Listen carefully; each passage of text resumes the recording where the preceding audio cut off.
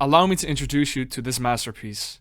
The original Seiko Orange Monster, the SKX 781. It was released in 2000, before I was born, and boasts a stainless steel case with a 42.5mm measurement across, 47.5mm lug to lug, 20mm lug width, 12.5mm thickness with a beautiful bright orange dial with bold and thick hour indices that are all protected by Seiko's own Hardlex crystal. It also has a screw down crown at the 4-hour marker, and the heart beating inside of the watch is the 21 jewel 7S26 movement, often labeled the workhorse. Lastly, it has 200 meters of water resistant and of course its unidirectional bezel for all 4 individuals that will actually dive using this watch.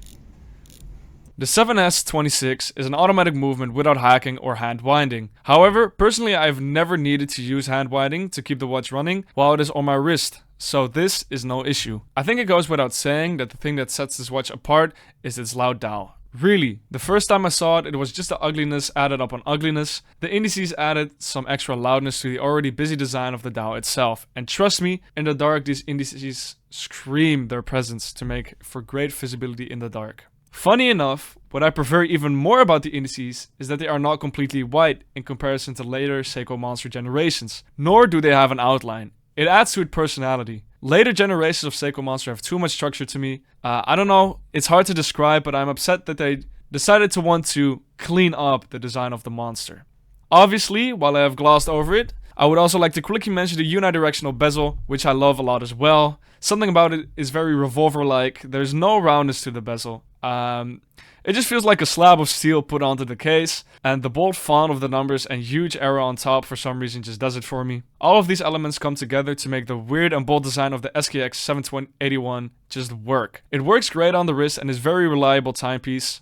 Whether it is a beach watch or simply a fun weekend watch, it adds a lot of color, and to me, it is simply a watch with nothing out there that compares to it for me. And this is where I want to talk about my own story with this watch, because it's quite funny to me. I was craving more watches, so I just started trading watches. So I had my SRPK 31, I'll put it on screen. I had it, and then I traded in for the SKX 781. I had nothing with the watch, but I saw it was a very wanted watch in the Seiko community, so I decided to take it to trade it upwards. I put it on my wrist once on the day I got it, and no box and papers because it's very old, and for some reason everybody that has owned one just feels like losing it and breaking the watch. But they did stop production in 2012. Not even a day or two later, I found someone wanting to trade the watch in for a beautiful Seiko Presage Star Bar limited edition purple sunset. This dude was way too rich to care about price differences and any of that, so it was a great deal for me. I don't regret doing that trade, obviously, even though it was 5 hours of travel time. The purple sunset watch is absolutely beautiful, but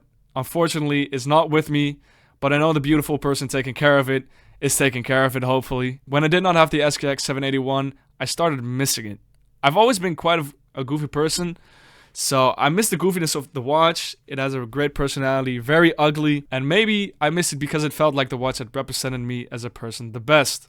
So then I waited until another SKX 781 dropped on Dutch eBay so I could get another one. And then it came. Clearly in worse condition than the first one. The rubber strap was absolutely hideous. I don't know why the owner put it on there, but I was too broke to change it, so for a while that was the strap I had on it. The man said it was his beach watch, and that he rarely was able to wear it anymore as he was old now, so he didn't travel that much and just was in his home. In some sense, it made the scratches on the watch charming. This is also when I really started liking watches for the story they told. This SKX 781 had a life etched into it, and now it was mine, and that should have been the end of it. But I always keep up with the SKX 781. And then one passed through my feed with boxing papers. Now!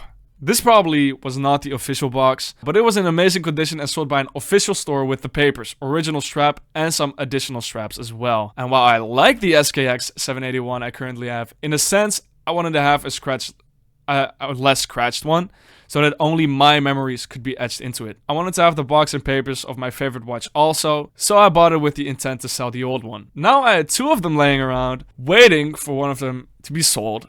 However, for some reason I started to hesitate on selling the old one. It was already with me for a bit, and it is weird to be so materialistic. Maybe I have some issues. Either way, I had a much better story about the old one, and it had more charms and the memories in it. So I ended up trading the new one for another goofy watch, which you've already seen, as I've shown the movement, the Seiko Recraft. Anyways, I traded with another box and kept the box and papers of the new one, while also keeping the original, that old and hideous strap, and another orange one, which to me fits the best to the watch. I've had such a fun journey in such a short time with this watch, and it will always be an adventure I treasure. I tend to do the most of my memorable activities with this watch, like skydiving, because it will always be the watch that embodies what I'm about. Just being goddamn goofy and standing out by doing whatever the hell you want. I deeply suggest looking into getting one of these watches if you love Seikos, or want a watch that is just a bit more on the bold side. They are hard to find, especially in good condition, but are definitely worth it. It is to me a staple of what watches should be. Something you wear because you like it. Because realistically, the watch is too big for my wrist and really does not fit with anything I wear. However, simply put, I wear this watch because it is the sexiest ugly watch to ever be created. Thank you guys for watching. Make sure to subscribe if you liked the video. Still a lot to learn, but enjoying each part of it. Have a good day, folks.